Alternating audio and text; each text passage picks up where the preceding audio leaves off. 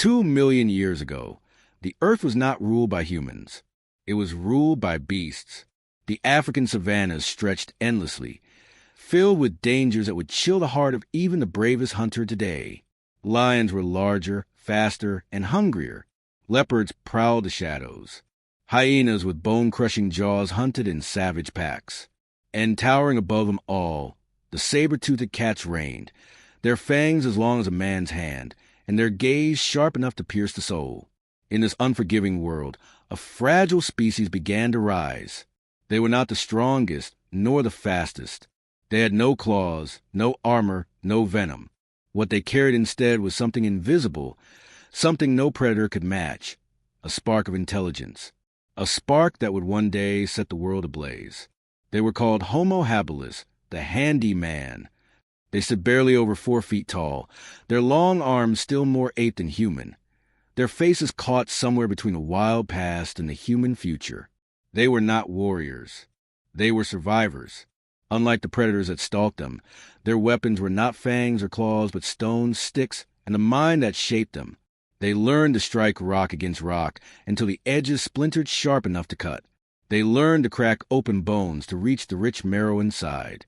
They followed vultures circling in the sky, realizing that where birds feasted, meat could be found. On this brutal landscape, Homo habilis did not dominate. They scavenged in the shadows, snatched what others left behind, and survived in the margins of a world that belonged to monsters. Always running, always hiding, always outsmarting death. But even in the shadows, danger followed. The savannah was never safe. At night, the air vibrated with growls and roars, sounds that reminded them they were not the hunters, but the hunted. Lions, ancestors of today's kings, were twice as large and infinitely more ferocious. Hyenas, bulkier and more savage than any living today, roamed in packs that could tear apart an animal in moments. And lurking in the tall grass were the saber-toothed cats, nightmares of flesh and blood, with jaws built to kill in a single strike. To Homo habilis, these creatures were not just predators. They were the rulers of the night. Picture this world. A small band of Homo habilis gathers around the carcass of a fallen antelope. The smell of fresh meat fills the air. Their stomachs twist with hunger, and their stone tools glint under the fading sun. They know the danger. They know eyes are watching from the grass. But hunger is louder than fear. Suddenly, a shadow ripples in the tall grass. A leopard, larger than any alive today, springs forward with deadly precision.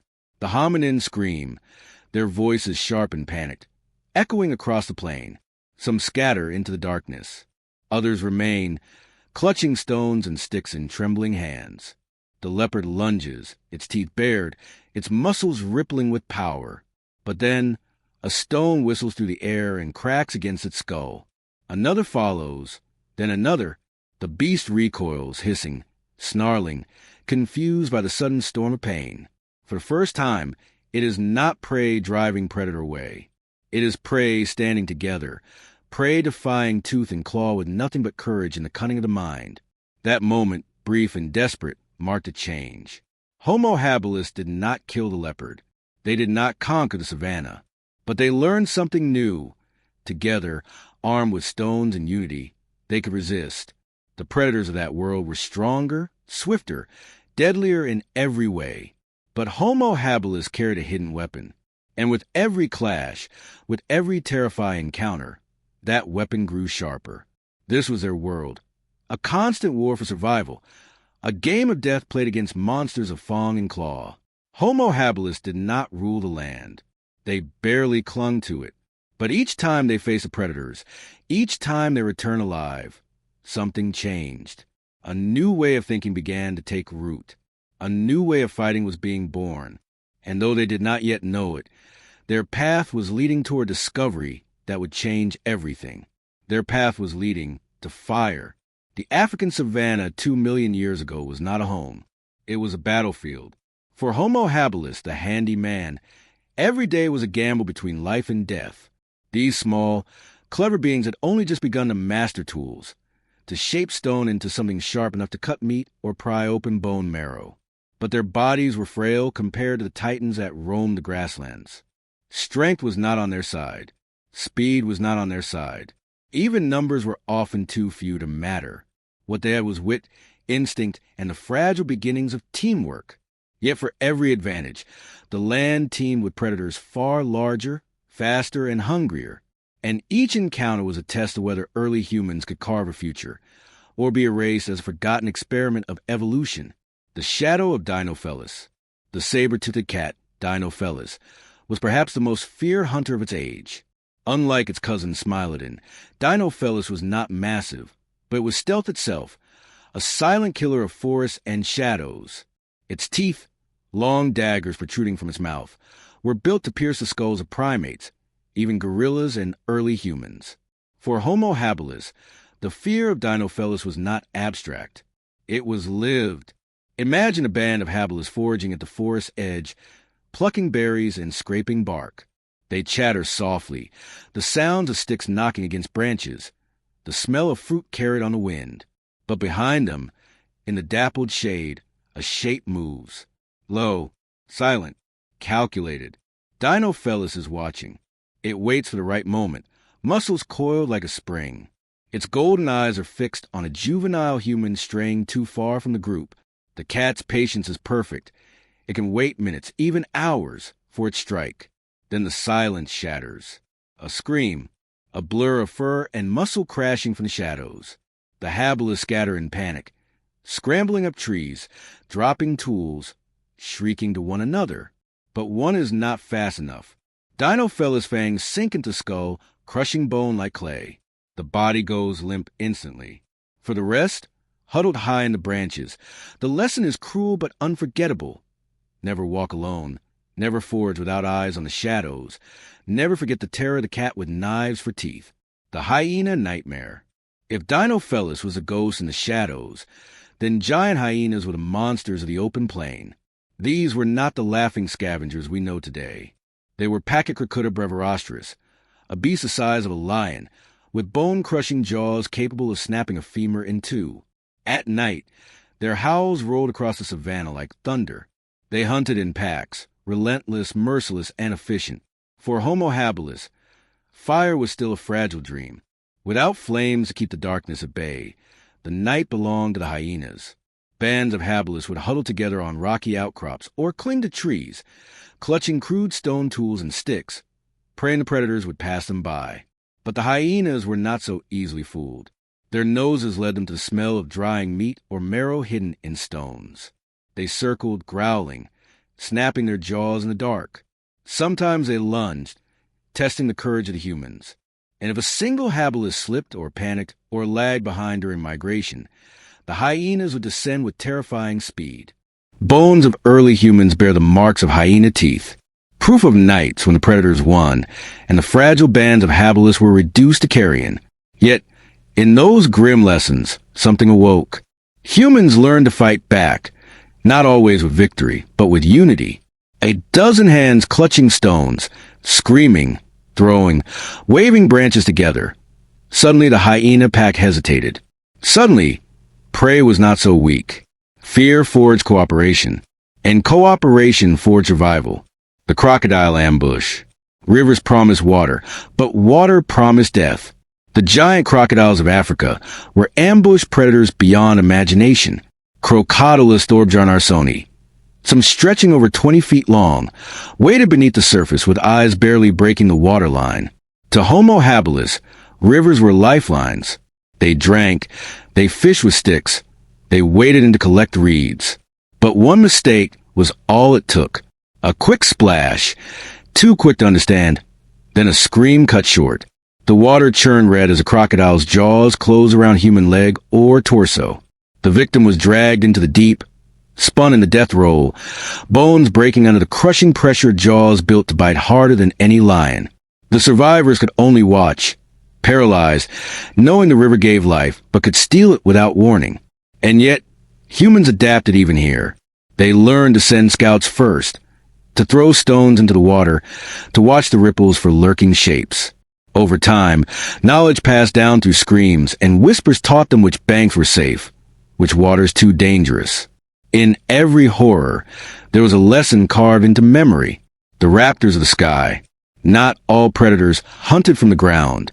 Above the savannah, massive raptors circled, giant crowned eagles, capable of swooping down with talons sharp enough to pierce a monkey's skull. Fossil evidence tells us they targeted primates. And Homo habilis, small and vulnerable, was no exception. Mothers learned to clutch their children close, to keep them under the canopy when possible. Groups grew more vigilant, watching both shadows on the grass and the dark shapes drifting across the sun.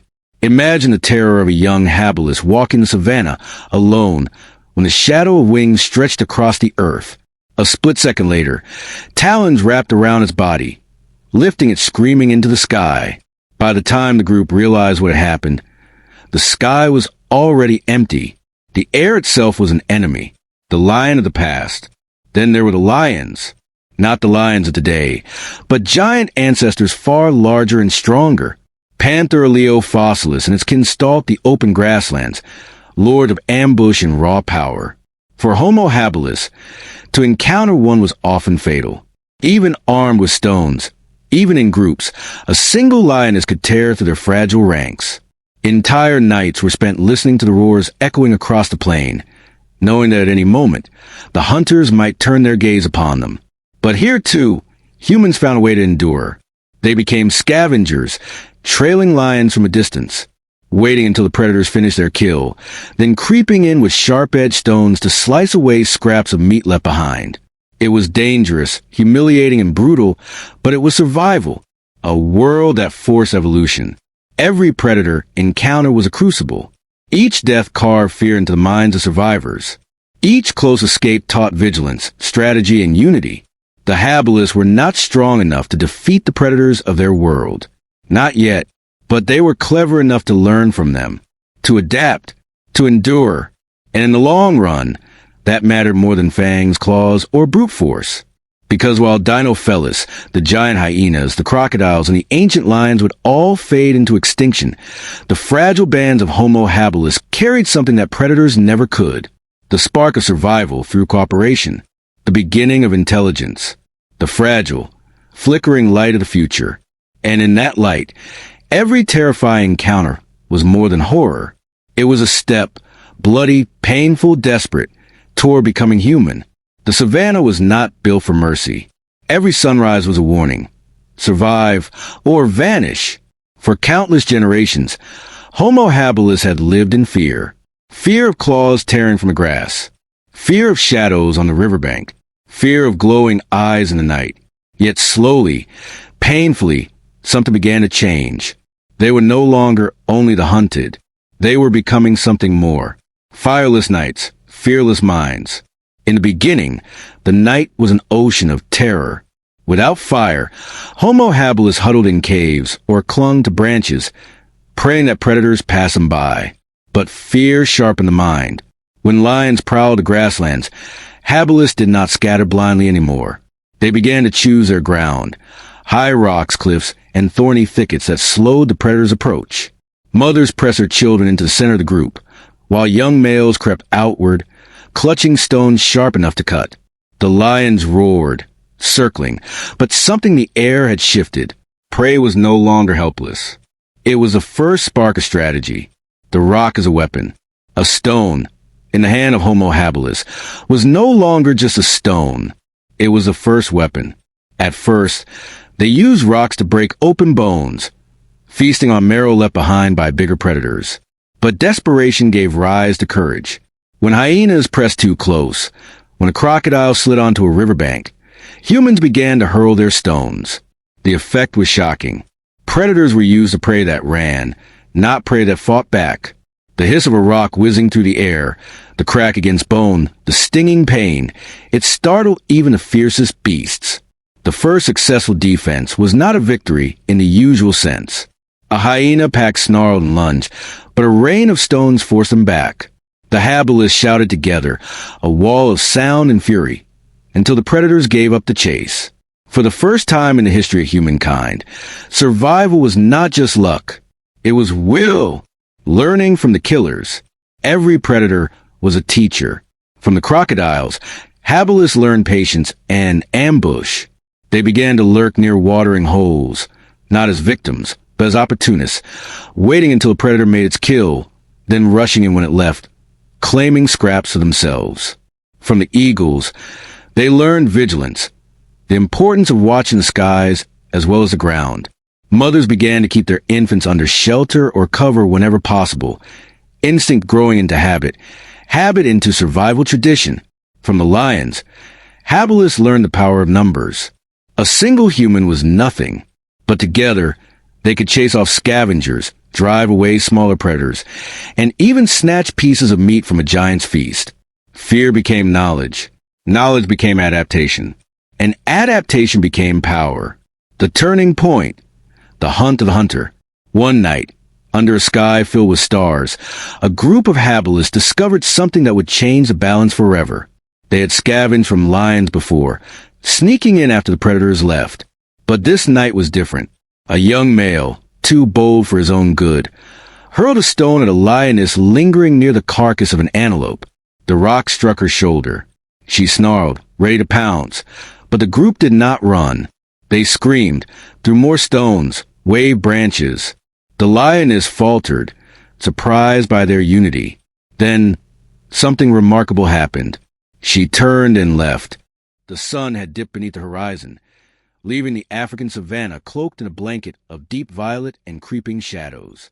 For Homo habilis, nightfall was both a time of fear and revelation. Without fire, the darkness was absolute, pierced only by the pale glow of stars and the occasional shimmer of the moon. In that darkness, predators ruled. For every human ancestor huddled together for warmth, there were sharpened eyes watching from the tall grass. Lions, saber-tooths, leopards, and hyenas each carried the ancient instinct of the hunt, and to them, these small, tool-bearing bipeds were nothing more than vulnerable prey. The clan knew this. They had no illusions of dominance in a world where muscles, fangs, and claws dictated survival. Every rustle in the underbrush made their hearts pound. Every distant growl sent shivers down their spines. Survival meant anticipation, vigilance, and unity. Alone, they were nothing. Together, they had a chance, a fragile chance, but one they clung to desperately. The roar of lions. It began with a sound that froze the marrow in their bones. The guttural roar of lions, echoing across the plains.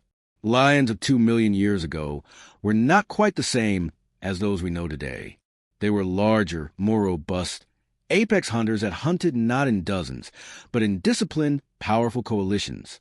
A group of males working together was a force of raw destruction, capable of tearing apart almost any creature that dared linger in their hunting grounds.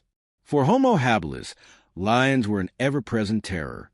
Their strategy was to stalk silently and strike suddenly. The clan, perched on the edges of a rocky outcrop, could hear them circling below. Yellow eyes glowed faintly in the moonlight. The lions were not hungry for meat alone. They were driven by dominance, seeking to drive away anything that challenged their presence. The habilis huddled closer, gripping stone flakes and wooden branches, pitiful weapons against creatures 3 times their weight. But what they lacked in power, they made up for in sheer alertness. They pressed their backs to one another, forming a trembling circle. And in that moment, something ancient stirred, the instinct to protect not just oneself, but the group. Hyenas in the shadows. The lions eventually moved on, but danger never left. In their place came the cackling echoes of hyenas. These were not the spotted hyenas of today, scavengers and occasional hunters. These were giant hyenas, bone-crushing predators capable of snapping femurs with their jaws. Unlike lions, hyenas preferred the cover of darkness. They thrive in confusion, circling slowly, laughing eerily, waiting for panic to break the group apart. One hyena lunged from the shadows, testing the humans' reactions. Stones flew in response, sharp edges glinting in the moonlight. The animal yelped and retreated, not out of fear, but calculation. Hyenas rarely attacked head-on. They whittled down their prey's courage until hesitation opened a fatal gap. For hours, the clan remained trapped in this stalemate, the predators testing, the habilis resisting. The night was long, filled with the constant fear of being dragged into the tall grass by unseen teeth. Yet, in enduring it together, Homo habilis forged bonds deeper than simple survival. They learned to rely on collective action. They learned that courage was strongest when shared. The ghost of the saber-tooth. But nothing on the savannah inspired more terror than the saber-tooth cat. The great Homo erectus, with its muscular frame and curved fangs, stalked the night like a ghost. Unlike lions, it did not roar. Unlike hyenas, it did not cackle. It moved in silence, striking only when the odds were certain. One such beast prowled the edge of the rocky hill. Its body was a silhouette against the moonlit horizon, shoulders rolling like a shadow-born predator. The habilis froze. Even the hyenas fell silent, aware that the true king of predators had arrived. The saber-tooth descended, claws gripping the stone, eyes fixed on a huddled group. Panic surged. Some of the habilis whimpered. Others brandished stones. But the truth was clear. No weapon in their hands could match the power of those jaws. Yet the saber-tooth did not strike. It circled, testing their resolve. It was as though it sensed something shifting in these small primates, an awareness, a glimmer of intelligence that made them unlike the usual prey. At the last moment, perhaps deterred by the clustered unity of the clan, it melted, but above all, they learned unity. Alone they were prey. Together, they were something more, something that even the mightiest lion or saber-tooth hesitated to challenge. Fire outro for this part. The night belonged to predators, but survival belonged to the clever. For Homo habilis, every encounter was not just a test of endurance, but a lesson etched into the fabric of humanity's evolution. They were not yet masters of fire, not yet wielders of weapons sharp enough to rival claws. But in their fear, in their courage, and in their unity, they were becoming something new,